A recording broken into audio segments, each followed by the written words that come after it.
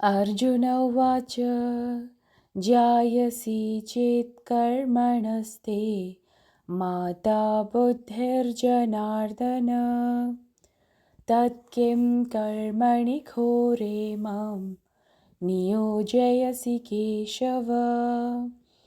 व्यामिश्रेणेव वाक्येन बुद्धिं मोहयसीव मे तदेकं वद निश्चित्य येन श्रेयोऽहं माप्नुयाम्।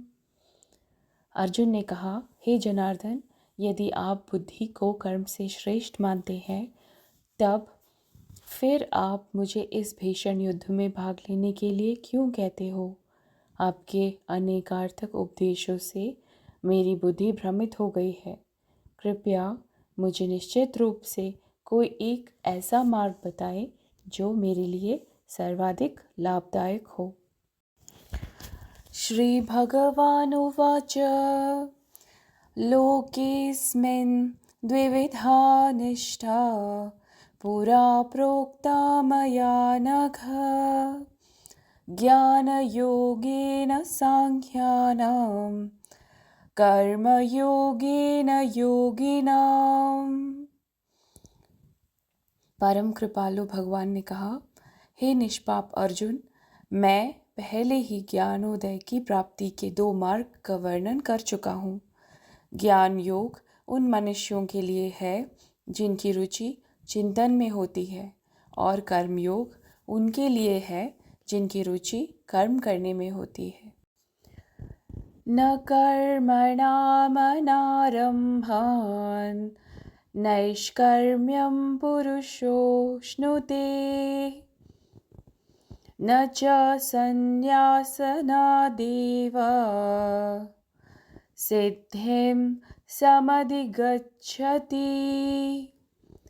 न तो कोई केवल कर्म से विमुख रहकर कर्मफल से मुक्ति पा सकता है और न केवल शारीरिक संन्यास लेकर ज्ञान में सिद्धावस्था प्राप्त कर सकता है। न हि कश्चित् क्षणमपि जातु तिष्ठत्य कर्मकृत् कार्यते ह्यवशः कर्म सर्वः प्रकृतिजैर्गुणे। कोई भी मनुष्य एक क्षण के लिए अकर्मा नहीं रह सकता। वास्तव में सभी प्राणी प्रकृति द्वारा उत्पन्न तीनों गुणों के अनुसार कर्म करने के लिए विवश होते हैं।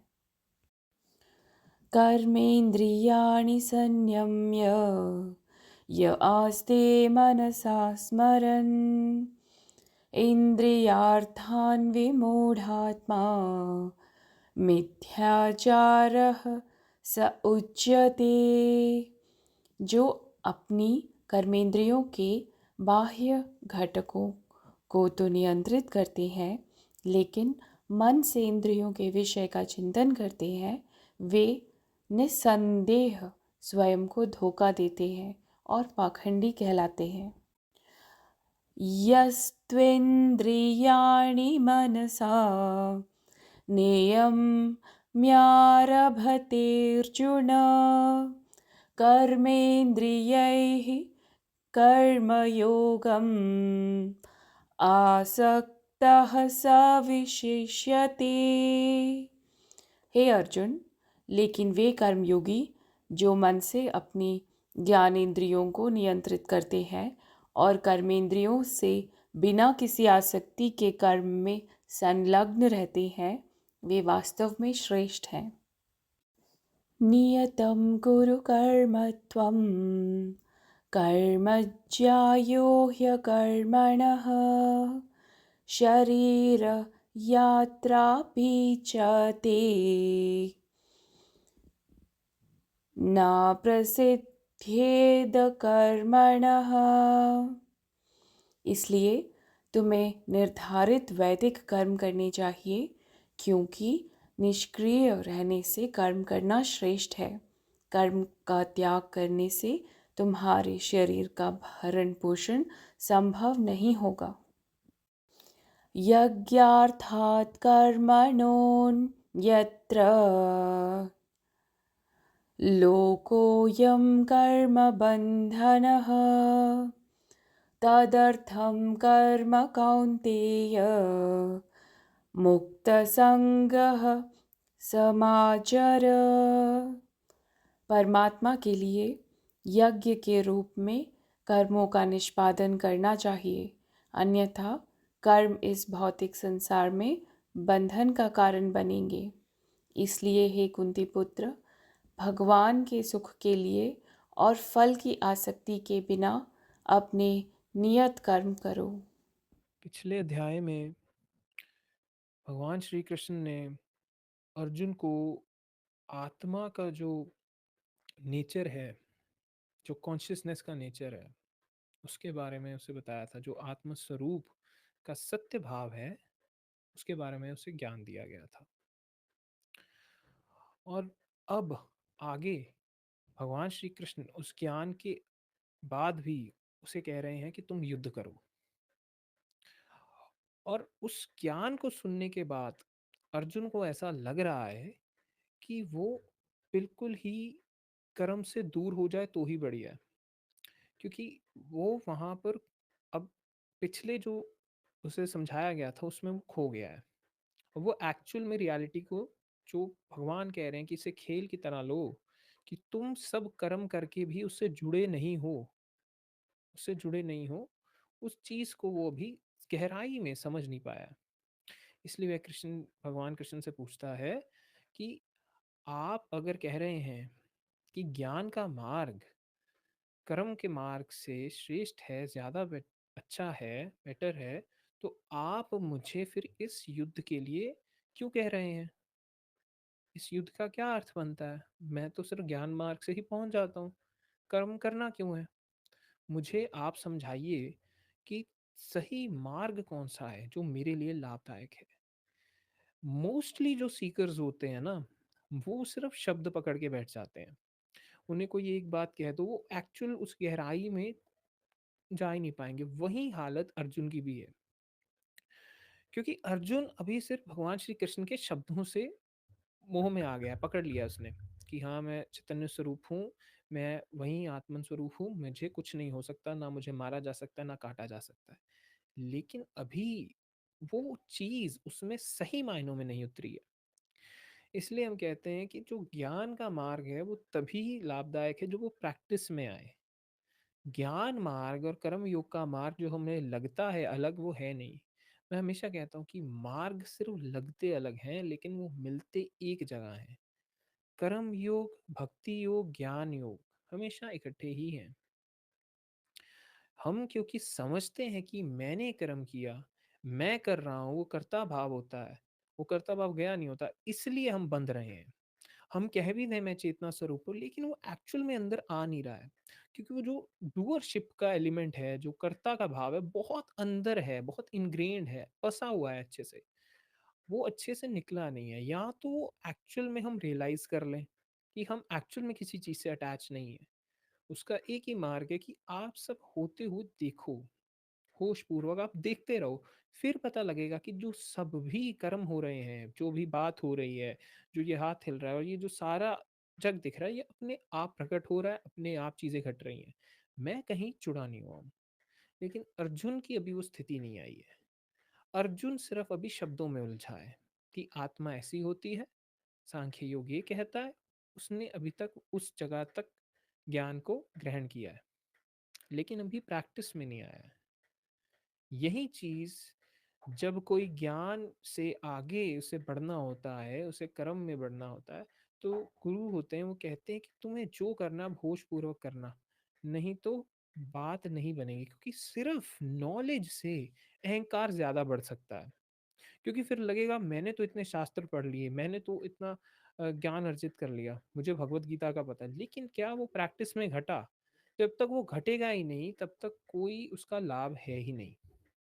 इसीलिए अब अर्जुन पूछता है कि हे प्रभु, मुझे मार्ग दिखाइए, मेरे लिए कौन सा जो मार्ग है वो सबसे ज्यादा लाभदायक है।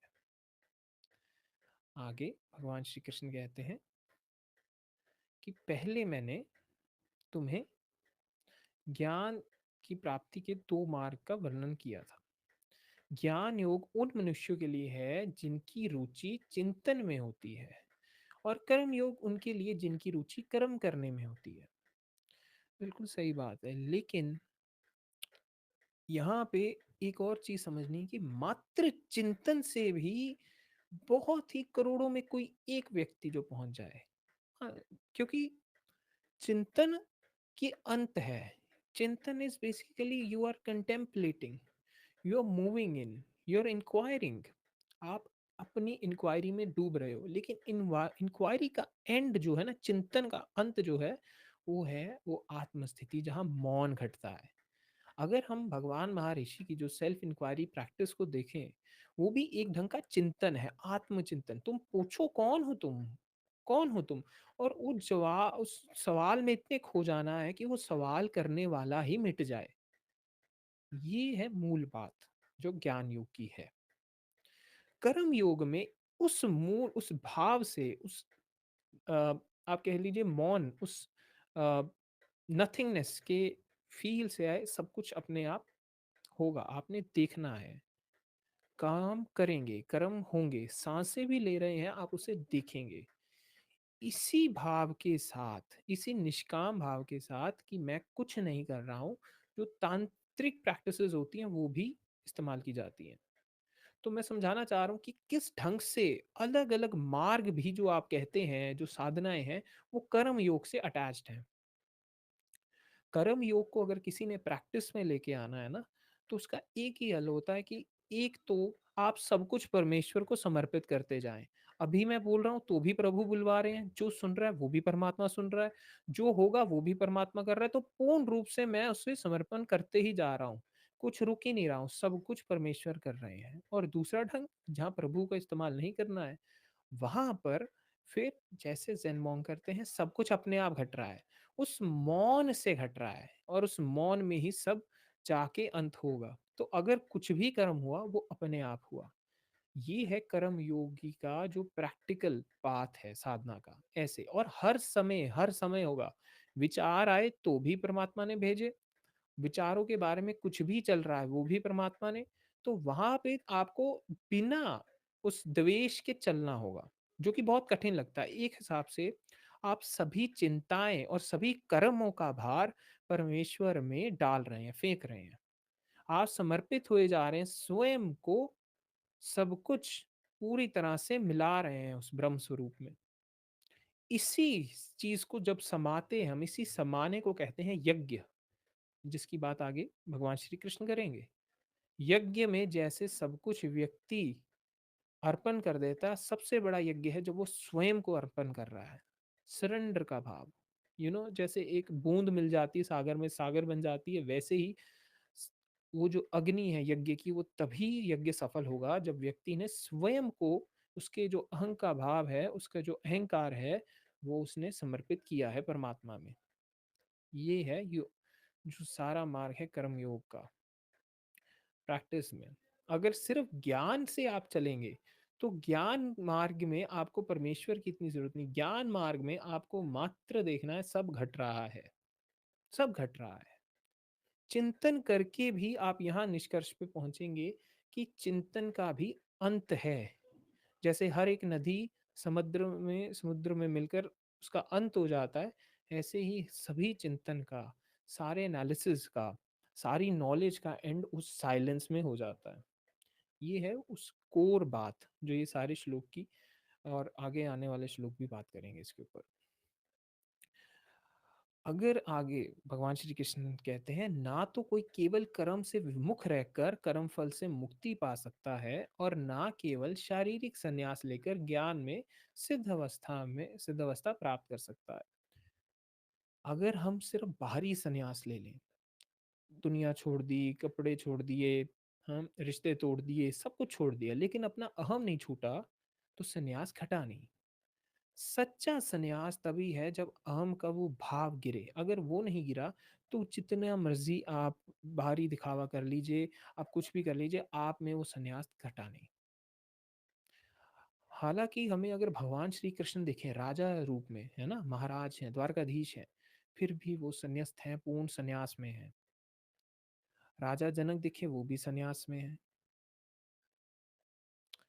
क्योंकि संन्यास असली है अंतर वो अहम का भाव जो मैंने बताया कि कर्म का भाव जो कर्ता भाव है वही जब हट गया, कर्ता भाव ही हट गया जब, तब संन्यास घट गया। कर्ता के भाव हटाने में ही जो भक्ति ट्रेडिशन है उसने भी यूज किया, उन्होंने एक नई टर्म दी कर्म योगियों के लिए, और भक्ति जब मिली उन्होंने कहा करतार। करतार का अर्थ जो करने वाला है, जो सब करने वाला है, उसका नाम कह दिया करतार। क्योंकि हमने वो भार जो है कर्ता का वो छोड़ना है, वो उतार के फेंकना है। अभी जो सब घट रहा है, सांसें चल रही हैं, दिल की धड़कन चल रही है, सृष्टि खड़ी है, धरती घूम रही है, सूर्यमंडल सब चल रहा है अपने आप, हमारे अंदर का जो शरीर है वो भी अपने आप चल रहा है, यहाँ तक कि अभी जो बोल रहा हूँ वो भी अपने आप हो रहा है, और जो सब कुछ आप सुन भी रहे हैं, आपकी इंद्रियां चल रही है वो भी अपने आप चल रही हैं। जो सारा प्रोसेस है कर्मयोगी का वो है एक्चुअल में रियलाइज करना कि आपने कभी भी कुछ नहीं किया। कर्म पहले आता है, कर्ता भाव बाद में आता है। तो अगर आप मात्र बाहरी जो आपके पहनावे हैं और जो बाकी चीजें हैं आप उसे छोड़ के कह रहे हैं कि सन्यास ले लिया, वो नहीं है, वो कोई सन्यास नहीं हुआ। सिर्फ बाहरी चीजें छोड़ने से तो कोई भी उस परम अवस्था में नहीं पहुंचेगा, कर्ता का भाव नहीं गिरेगा। कर्मयोगी का गोल है कर्ता भाव गिरना, क्योंकि कर्ता भाव गिरते ही वो जानता है वो उसने कभी कुछ किया ही नहीं, हमेशा से उस एक ने ही सब किया, और जब उसने ही एक किया, जब वही कर रहा है सब, जब वही ही है सब कुछ, तो वह अपने आप ही मुक्ति को प्राप्त हो गया। कर्मयोगी का गोल ही सारा ये कर्ता भाव हटना चाहिए, और उसको प्रैक्टिस में तभी हो सकता है जब आप एक एक चीज समर्पित करते जाएं प्रभु को, एक एक कर्म, यहाँ तक कि एक एक सांस भी प्रभु को समर्पित करते जाएं।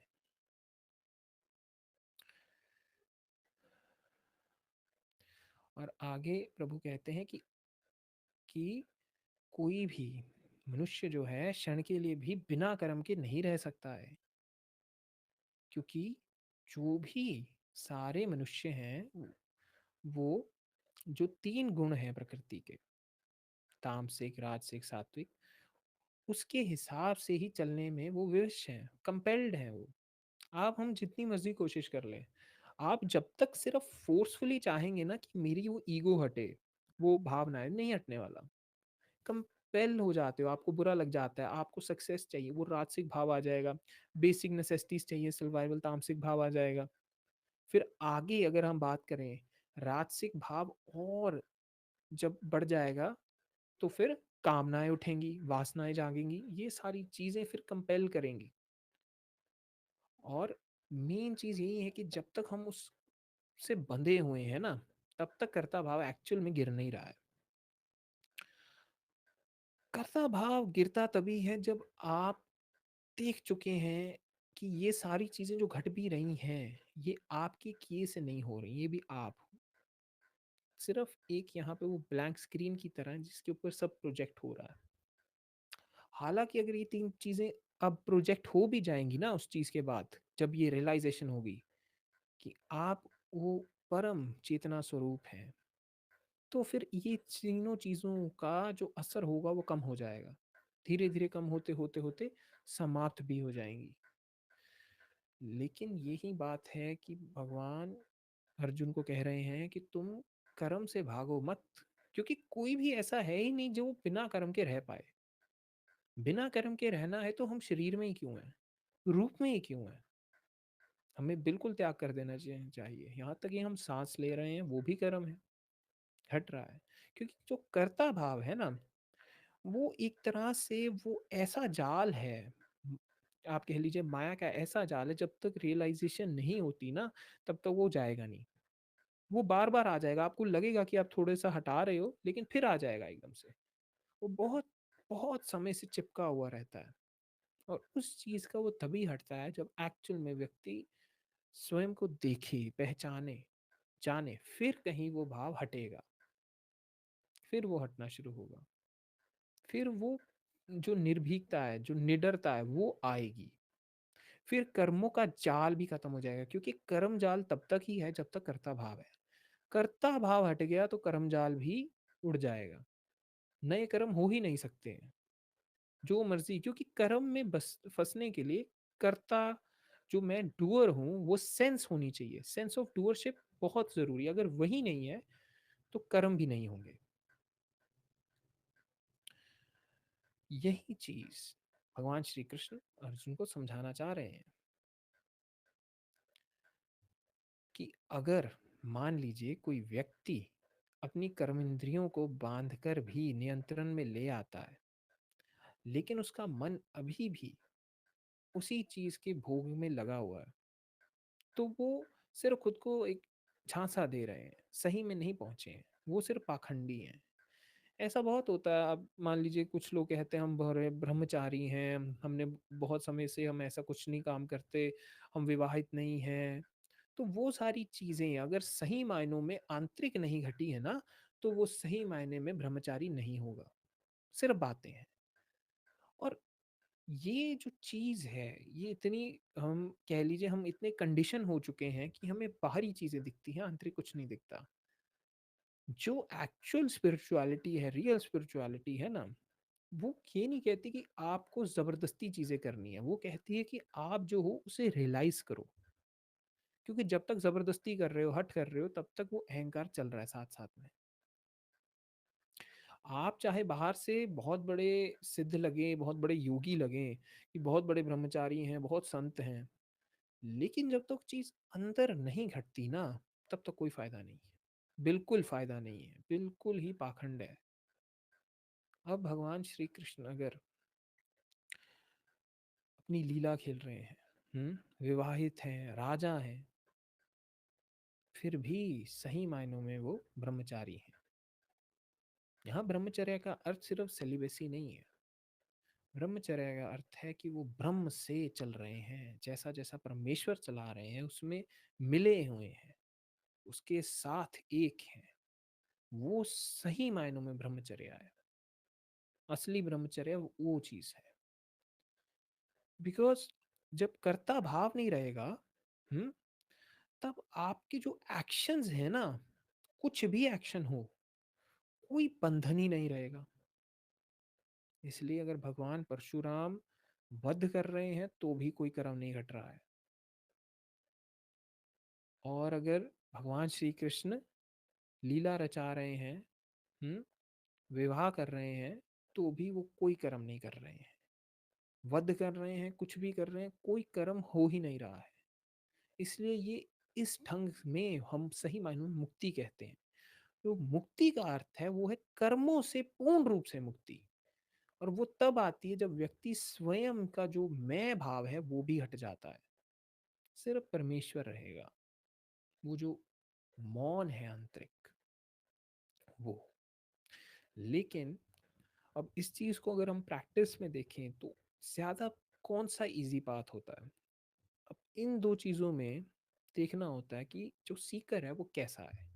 अगर उसमें थोड़ा प्रेम भाव है, थोड़ा गिरने का भाव है, तो उसे कहा जाता है कि सारे कर्मों का बोझ प्रभु को दे दो, सब कुछ समर्पित कर दो प्रभु को। तो कर्म योग और समर्पण फिर एक साथ चलेगा। कर्म योग ऐसा लिंक है सभी मार्गों में जो कि बहुत आवश्यक है। भक्ति मार्ग हो, ज्ञान मार्ग हो, कोई और मार्ग हो, कर्म योग वो लिंकिंग है, वो लिंकिंग फैक्टर है सब में। हर एक में वो जुड़ा हुआ है, क्योंकि कर्ता भाव हट जाएगा। तो अगर तो थोड़ा प्रेम भाव है साधक में, थोड़ा रस है, उसे कहेंगे तुम सब प्रभु को दे दो। अब जो विचार आएंगे, जो कर्म होंगे, कुछ भी होगा, सब कुछ ही प्रभु ही कर रहे हैं, तुमने सब न्यौछावर कर दिया है। तुमने जो तुम्हारा अपना मैं का भाव है वो भी प्रभु ही है, वो भी गोविंद ही है। न्यौछावर कर दो, सब दे दो, कुछ रखना ही नहीं, चिंता भी नहीं। मुक्ति की चिंता इधर उधर, उससे चिंता होनी ही नहीं चाहिए जो समर्पण में घट रहा है। उसे एक ही चीज है कि सब परमेश्वर ही कर रहे हैं हर पल। वहीं व्यक्ति सही मायनों में कर्मयोग को एक्चुअल में प्रैक्टिस में लेके आ पाएगा। ये चीज को कहते हैं साधना और समर्पण को एक साथ चलना। साधना भी कर रहा है व्यक्ति, लेकिन कर्ता भाव के बिना समर्पण में साधना हो रही है, स्वयं परमेश्वर ही कर रहा है। वो चीज घटे। एक तो वो ढंग है। दूसरा ढंग है, जब हम परमेश्वर का उपयोग नहीं कर रहे हैं, हम मात्र कह रहे हैं जो हो रहा है अपने आप हो रहा है, जो हो रहा है अपने आप हो रहा है, सोचा नहीं जा रहा। इसी चीज को कृष्णमूर्ति कहते हैं एक्टिंग विदाउट थिंकिंग।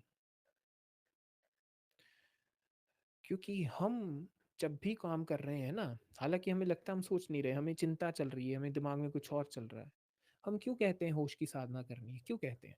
क्योंकि जब होश में है ना, तो अंदर एक ब्लैंकनेस है। जब आप अपने हाथों को देखेंगे ना, आप खाना खा रहे हैं, खाना खाते हुए आप होश में हैं, स्वाद चख रहे हैं, अपने हाथों को देख रहे हैं कि खाना रोटी तोड़ रहे हैं, सब्जी के साथ लगा के खा रहे हैं, ले, तो उस होश में ना आंतरिक वो ब्लैंकनेस रहेगी। ये जो होश की साधना है, ये दूसरे ढंग में जाती है। हालांकि आप इसे भक्ति में भी उपयोग में लेके आ सकते हैं, समर्पण के मार्ग में भी, क्योंकि ये एक्चुअल में जितनी साधनाएं हैं, जितने मार्ग हैं, बहुत इंटर रिलेटेड हैं और मददगार हैं। इसलिए मैंने तो खुद कभी भी इतनी कोई डिस्टिंक्शन नहीं बनाई। मुझे जैसे मदद मिली, जिस मार्ग से, मैंने उसे उपयोग में ले आया। तो इसलिए अगर सही मायनों में किसी ने संन्यास में आना है, तो वो जाने की सब घट रहा है। क्योंकि आप अपने सेंस ऑर्गन्स को रिस्ट्रेन, अगर आपको लग भी रहा है हम कर लेते हैं ना, तो भी मन तो चलता रहेगा। असली तो तब है जब आंतरिक मौन हट जाए, जब अंदर का जो मन का कर्ता भाव है वो हट जाए।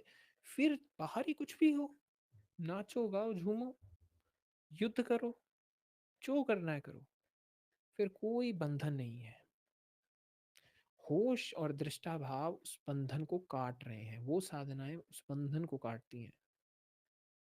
तो कर्म योग में अगर सही मायनों में जाना है, तो व्यक्ति या तो परमेश्वर को ही सब समर्पित करता रहे, कभी भी अभी बात करते हुए भी जानना, स्वयं को सुनो।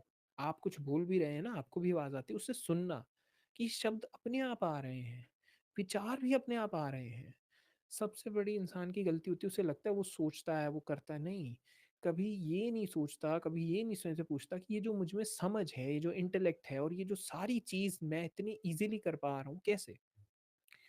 हम अगर एक नॉर्मल प्रोग्राम, सॉफ्टवेयर प्रोग्राम को भी कोई काम कराना होता है, उसमें बहुत ज़्यादा कोडिंग लगती है, बहुत ज़्यादा उसमें इंस्ट्रक्शंस देनी पड़ती है कि ऐसे काम करना है, तो भी वो प्रॉब्लम एरर ले आता है। तो भी उसमें प्रॉब्लम आ जाती है अगर कोड ठीक ना हो। लेकिन हम कभी खुद से नहीं पूछते कि ये जो इतनी बड़ी मशीन, ये जो शरीर है वो चल रहा है, उसका कोड कैसे है, ये किस तरह से प्रकृति की बनावट है, परमेश्वर की बनावट है, कि इतनी समझ आती है हमें, सूझ है हमें, इतना चेतना का स्तर किस तरह से ऊपर उठा है, हमें प्रेम भाव पता लगता है, हमें लॉजिकल रीजनिंग का पता लगता है, हमारे पास इतनी सारी एक तरह से चीज़ें हैं जो किसी भी और प्राणी के पास नहीं है। लेकिन हम उन चीज़ों को कभी रियलाइज़ नहीं करते हैं। हम हर एक चीज़ को फॉर ग्रांटेड लेते लेते हैं। कभी भी वो अहोभाव आता ही नहीं, ग्रैटिट्यूड ही नहीं आता। तो अगर आप सही मायनों में कर्म योग में जाना चाहते हैं, तो सिर्फ बाहरी चीज़ों को रोकने से कुछ नहीं होगा। वो आंतरिक चीज़ को देखना पड़ेगा कि जो हो रहा है अपने आप हो रहा है। और इसकी सबसे सरल जो चीज़ मैंने ली थी, मैं जैसे मैंने देखा मैं खाना खा रहा हूँ तो मेरे हाथ चल रहे हैं, तो मैं उसे देख रहा हूँ कि हाँ अपने आप ये चल रहा है। फिर जब मैं उसे चबा रहा हूँ रोटी को, तब मैं उसके प्रति अवेयर हूँ कि हाँ हो क्या रहा है इस सारी चीज़ों से, होश की साधना से। वो अंदर की जो, मैं कह लूँ कि मैं तब मेरा फोकस धीरे धीरे जो शरीर है ना, शरीर विचार भाव, वहां से उठते उठते वापस चेतना में जा रहा है। इस ढंग से भी कर्म योग आप प्रैक्टिस कर सकते हैं। और अगर सिर्फ कोई पाखंड कर रहा है बाहरी चीज़ें छोड़कर, तो भी अगर मन उसका नहीं उस चिंतन में पहुंचा है, सही मायनों में स्थिति में नहीं आया है, तो कोई फायदा नहीं है।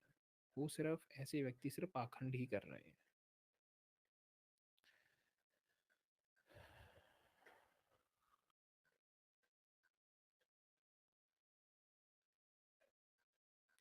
आगे भगवान श्री कृष्ण कहते हैं कि अर्जुन, लेकिन वे कर्मयोगी जो मन से अपनी ज्ञान इंद्रियों को नियंत्रित करते हैं और कर्म इंद्रियों से बिना किसी आसक्ति के कर्म में संलग्नित रहते हैं, वह वास्तव में श्रेष्ठ हैं। सिंपल सी बात है कि अगर आप, जिस होश की बात कर रहा हूं मैं, उससे जुड़कर, उसे ऐसे बिल्कुल ही देखकर, परम होश में रहकर करेंगे तो कोई भी जो भी एहसास होगा ना, उसमें आप फिर डूबेंगे नहीं। क्योंकि होता क्या है, जब किसी व्यक्ति को मान लीजिए क्रोध आ गया, या कोई और भाव आ गया, या कोई विचार आ गया, या कोई कर्म कर रहा है, उस चीज में वो उलझ जाता है। वो भी पीछे नहीं आया, वो उसमें डूबा है। यदि कोई कर्मयोगी सही मायनों में उस चेतना भाव, जो नॉलेज, एक्चुअली ज्ञान क्या है कि मैं चेतना स्वरूप हूँ, परम ज्ञान क्या है कि मैं चैतन्य स्वरूप हूँ, मैं वो ब्रह्म स्वरूप हूँ, आत्मा स्वरूप हूँ, ये ज्ञान है। उस ज्ञान से अगर वह चल रहा है और कर्म भी कर रहा है, तो भी वो जुड़ेगा नहीं। ऐसा ही कर्म योगी श्रेष्ठ माना जाएगा। सही मायनों में इस ढंग से कर्म योग हो रहा है, कर्ता भाव के बिना, मात्र दृष्टा भाव में चल रहा है सब। अभी मैं बात कर रहा हूँ, आप सुन रहे हैं, तो आप अगर देखें कि यहाँ पे सब अपने आप घट रहा है, शब्द आपके कानों में पड़ रहे हैं, अपने आप प्रोसेस हो रहे हैं, and you are just watching this whole, और अंदर जो समझ भी आ रहा है आपको, जो आपकी बुद्धि में चल रहा है कि हमें क्या क्या चीज़ें समझ आ रही हैं, वो भी आप पीछे से ज़रा देखिए कि अच्छा इस ढंग का मेरे अंदर विचार आ रहा है, ये ढंग की मुझे समझ आ रही है, आप मात्र देख रहे हैं। तो आप ये नहीं कहेंगे कि मैंने ये सोचा या मुझे ये सब विचार आया, आप मात्र देख रहे हैं कि सब घट रहा है, आए जा रहा है। इसी चीज को आगे आप कर्म करते हुए, रूटीन वर्क जो होता है डेली का, वो सारी चीजें करते हुए भी आप देखें, तो एक्चुअल में कर्म योग प्रैक्टिस में आ जाएगा। क्योंकि तब आप उस परम ज्ञान से चल रहे हैं। परम ज्ञान है मैं चैतन्य स्वरूप हूँ, सोचने की आवश्यकता नहीं है, मात्र देखो, मौन रहकर देखो, आंतरिक मौन। क्योंकि अगर सिर्फ शब्दों में उतर गया मैं चैतन्य स्वरूप हूँ, फिर उसका कोई लाभ नहीं, फिर सिर्फ दिमाग में है मैं हूँ, लेकिन एक्चुअल में कुछ घटा नहीं। आप इस तरह से देखिए कि आप एक फिक्स्ड कैमरा जैसे हैं, जिसके आगे सब कुछ चल रहा है, सब कुछ घट रहा है। अगर आंखें खुली हैं तो भी, आंखें बंद है तो भी, इससे आप पीछे जाते जाएंगे, इससे आप पीछे जाते जाएंगे। इन सब जो चीजें बांध रही हैं वो कर पाएंगे, लेकिन पीछे जाएंगे, जुड़ेंगे नहीं। बहुत सरल हो जाएगा कुछ समय के लिए। इसलिए दृष्टा साधना इतनी ज़्यादा करवाई जाती है, विटनेसिंग प्रैक्टिस जो हम कहते हैं, that you are just watching everything, you are not even thinking कि I am pure awareness, you are just being, मौन रहकर।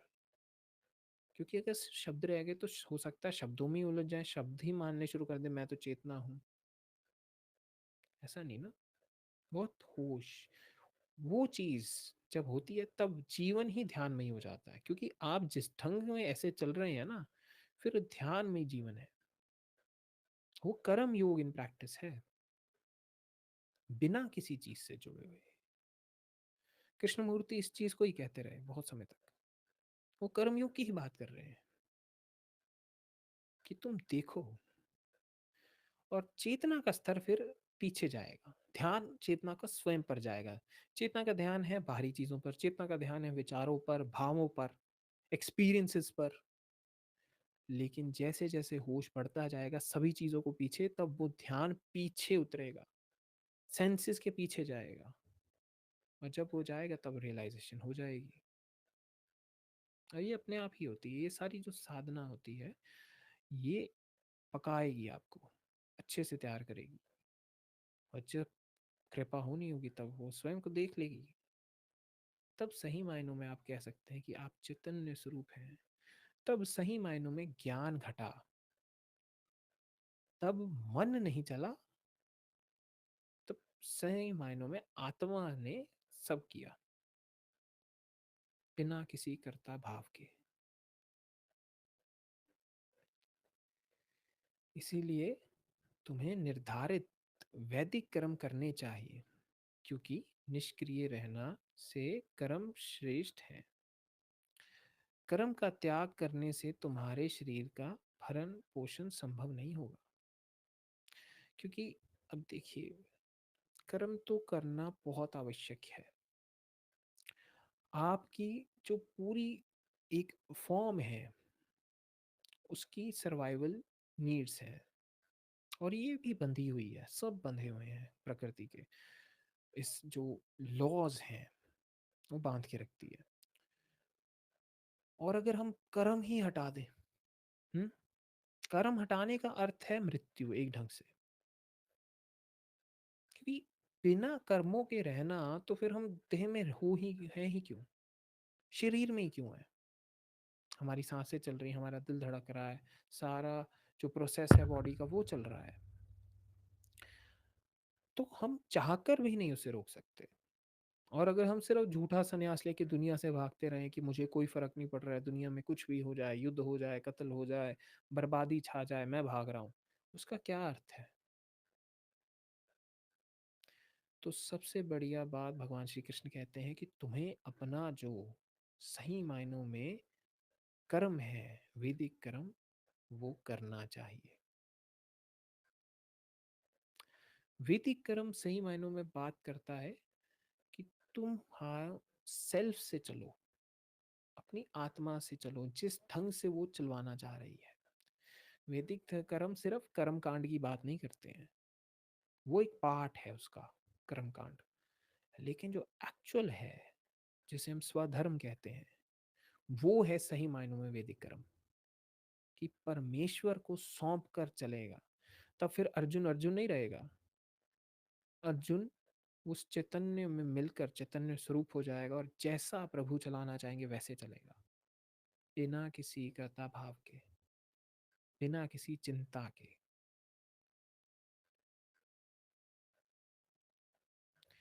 और भगवान श्री कृष्ण इसीलिए समझा रहे हैं कि तुम कर्म तो करो। अगर बिल्कुल ही कर्म नहीं करोगे तो उसका क्या फायदा। उससे ज्यादा बेहतर तो कर्म करने वाले हैं। चलो बंध गए तो क्या, कर्म तो किया, कार्य तो किया, ड्यूटी तो निभाई अपनी। आप अगर उससे ही भाग जाएंगे तो कोई फायदा नहीं है। क्योंकि चुपचाप बैठ जाने से, कोई काम ना करने से, किसी चीज में पार्ट ना लेने से, तो भी क्या गारंटी है कि आप पहुंच ही जाएंगे उस आत्म स्थिति में। इससे तो बेहतर है कर्म करो। इसलिए जो बहुत सारे लोग कहते हैं ना कि मैं संन्यास लेने वाला हूँ, मैं ये कर दूंगा, वो कर दूंगा, आश्रम में ही जाके बैठ जाऊंगा, सारी उम्र ऐसे ही रहूंगा, मैं कहता तो कोई फायदा नहीं है। क्योंकि अगर सही मायनों में संन्यास लेना है, तो जीवन में रहकर लो ना, भाग कर क्या फायदा है। क्योंकि भाग कर फिर मन को आशा मिल जाएगी एक तरह से ना, उससे एक सिक्योर प्लेस मिल जाएगी, मैं अब आश्रम में आ गया, अब मेरी स्पिरिचुअल लाइफ हो गई है, अब मैं बहुत एक तरह से आध्यात्मिक व्यक्ति हो गया हूँ, अब मैं मेरी मुक्ति पक्का है, अब मैं आ गया हूँ। ऐसी चीज से नहीं होगा ना। क्योंकि अगर आप सिर्फ एक ढंग से, क्योंकि पहले दुनिया में चलना था, कार्य करना था, तरक्की पानी थी, अब वहां से हम आप वहां से आ गए, अब हम कह रहे हैं कि यहाँ रहेंगे, यहाँ मुक्ति हो जाएगी, यहीं रह जाएंगे, यहीं तरक्की हो जाएगी। मैं हमेशा कहता हूँ कि जो एक्चुअल लाइफ है ना, और जो स्पिरिचुअल लाइफ, वो अलग अलग नहीं है, दे जस्ट वन थिंग। या तो सब कुछ ही स्पिरिचुअल है, या कुछ भी स्पिरिचुअल नहीं है। क्योंकि परमेश्वर ही तो है हर जगह, सब कुछ उसी का है, वो ही हर रूप में है। तो अगर जब भी मुझे कोई कहता है ना कि सर ये तो बड़ा भौतिक जीवन की बातें हैं, ये अध्यात्म में नहीं होती, अध्यात्म में तो सब कुछ ही संभाल जाता है। माया परमेश्वर से अलग थोड़ी ना है। परमेश्वर ही जब एक मैनिफेस्ट फॉर्म में खेल रहे हैं, उसे हम माया कहते हैं। जब वो रूप में आ गए, जब रूप में नहीं है तो हम कहते हैं निर्गुण ब्रह्म। लेकिन वेदांत की क्योंकि जो अप्रोच रहती है, वो हमेशा उसका जो मेन एम्फेसिस होता है, जो सारा ध्यान होता है ना, वो होता है उस निर्गुण एक ब्रह्म में, जिससे समझाया भी नहीं जा सकता, जिसके बारे में बोला भी नहीं जा सकता। इसलिए हम उसे काटते हैं। माया अलग, शरीर अलग, है ना, नाम रूप अलग। बट जब एंड में से, from the ultimate perspective, only consciousness is, only God is, सिर्फ परमात्मा ही है हर रूप में। इसलिए प्रभु श्री कृष्ण कह रहे हैं कि तुम्हें कर्म तो करना ही चाहिए, क्योंकि कर्म से भाग जाओगे तो कैसे पाओगे? तुम्हारा शरीर भी तुम्हारा साथ नहीं देगा। हमारे शरीर की रिक्वायरमेंट्स हैं, उसे प्यास लगती है, भूख लगती है, सर्दी लगती है, गर्मी लगती है, इतनी सारी चीज़ें उस पर इफेक्ट करती हैं एक्सटर्नली, तो उसकी तो ध्यान रखना आवश्यक है। इसलिए तो मैं जीवन को ना बहुत बड़ी लीला कहता हूँ, क्योंकि आप जो सारा सिस्टम है सृष्टि का, वो इस ढंग से है कि आप चाह भी लाए ना कि बिल्कुल शरीर ना हो और उसके विरुद्ध चले जाए, तो भी आप बंधे हुए हैं उससे। इसलिए कुछ ट्रेडिशंस हैं जो बॉडी के ही अगेंस्ट हैं। कुछ अगर मैं बात करूं, ऐसे क्रिश्चियनिटी के ट्रेडिशंस हुए हैं जिन्होंने शरीर को बिल्कुल ही बुरा ही समझा है, कि जैसे ही शरीर में आ गए तो नरक में आ गए, क्योंकि शरीर में आके बंध गए, शरीर के सारे सुख दुख भोगने पड़ेंगे इसलिए। लेकिन यहाँ पे जो एक्चुअल चीज़ है स्पिरिचुअलिटी में, हम उसका विरोध नहीं करते, देह को भी हम वो पूरा सत्कार देते हैं, क्योंकि वो भी परमेश्वर से ही आई है ना, तो उसका भी ख्याल होता है, हर एक चीज़ का ख्याल होता है, क्योंकि सब उससे है। ये है एक्चुअल स्पिरिचुअलिटी की बात। अगर आप शरीर को ही त्याग देंगे तो आप फिर कैसे रह पाएंगे? इस मनुष्य जीवन की बहुत वैल्यू है ना, क्योंकि रियलाइज करेंगे आप स्वयं को। इसलिए कर्म तो करना बनता है। अभी हम बात भी कर रहे हैं और आप जैसे मदद भी कर रहे हैं, तो ये भी तो कर्म ही हो रहा है। हम सांस ले रहे हैं, वो भी कर्म हो रहा है। तो कर्म तो बहुत आवश्यक है, उससे भागा नहीं जा सकता। हाँ, कर्ता भाव अवश्य छोड़ा जा सकता है देखते हुए, देह भी फिर परमेश्वर स्वरूप हो जाएगी। आप आगे भगवान कहते हैं कि यज्ञ के समान, जैसे हम यज्ञ में बहुत सारी चीजों की आहुति देते हैं, ऐसे ही वो कर्ता भाव की आहुति दे दो अर्जुन। उस कर्ता भाव को प्रभु में समेट दो, स्वयं को प्रभु में मिटा दो। यज्ञ की अग्नि में हम बहुत सारी चीजें डालते हैं, घी डालते हैं, और भी कई सारी सामग्री डलती है। असली चीज जो होती है यज्ञ की, वो है कर्ता भाव, वो है अहम का भाव, मैं हूं। वो हटाकर प्रभु में दे दो पूर्ण रूप से, भस्म हो जाओ उसमें। अग्नि पूरा तपा दे आपको, वो चीज सही मायनों में यज्ञ होगी। क्योंकि अगर आप बिना उस चीज के ना, बिना आप कर्ता भाव परमेश्वर को दिए चलेंगे, तो आप बंधन में बसते जाएंगे। आप फिर कुछ भी कार्य करेंगे किसी दूसरे के लिए भी, तो भी फंस जाएंगे, क्योंकि कर्ता भाव अभी भी है। आपने कह दिया कि हमने चैरिटी की, हमने दान किया, लेकिन अभी भी तुमने किया ना, कर्ता भाव तो है। इसलिए हमने भारत में एक बहुत अच्छी चीज कही कि जो कुछ होता है, जो कुछ हो रहा है, जो कुछ होगा, सब परमात्मा कर रहा है। एक एक सांस जो भी चल रही, वो भी परमात्मा ही चलवा रहा है। उसका जो एक्चुअल में हम करवाना चाहते थे उस चीज से, वो ये था कि कर्ता भाव आप परमेश्वर को दे दें। मुझे अभी भी याद है, जब मैं ना बहुत सारी ये दृष्टा साधना करता था, तो कई बार ऐसा समय आता था जो बहुत भाव और बहुत सारे आप कह दीजिए विचार का बवंडर, क्योंकि बहुत सारी चीज़ें कई बार जो माइंड का सिस्टम होता है, मैकेनिज्म होता है, वो इतनी जल्दी से हटता नहीं ना, उसने विरोध भी तो करना है। तो वो बहुत सारे विचार, बहुत सारी चीज़ें जो नॉर्मली आती ना हो, एनजाइटी और सारी चीज़ें, टेंशन, वो एकदम से फेंक देगा। तो वहाँ दृष्टा भाव भी हिल जाता है, जब तक अच्छे से पक्के ना हो। बहुत सालों की भी मैं कह दूंगा साधनाएं लग जाती है, इतनी आदत नहीं है हमें। और मैं उस समय बहुत दृष्टा भाव में चल रहा था, क्योंकि मैं सारा सारा दिन वैसे ही देखता रहता था कि कोई नहीं, जो हो रहा है सब हो रहा है, फिर भी तो उसका हल था प्रभु में सब कुछ समर्पित कर देना। जो भी आया, विचार है, वो भी वो भेज रहा है, देखने वाला भी वो है, चिंता भी वो करे।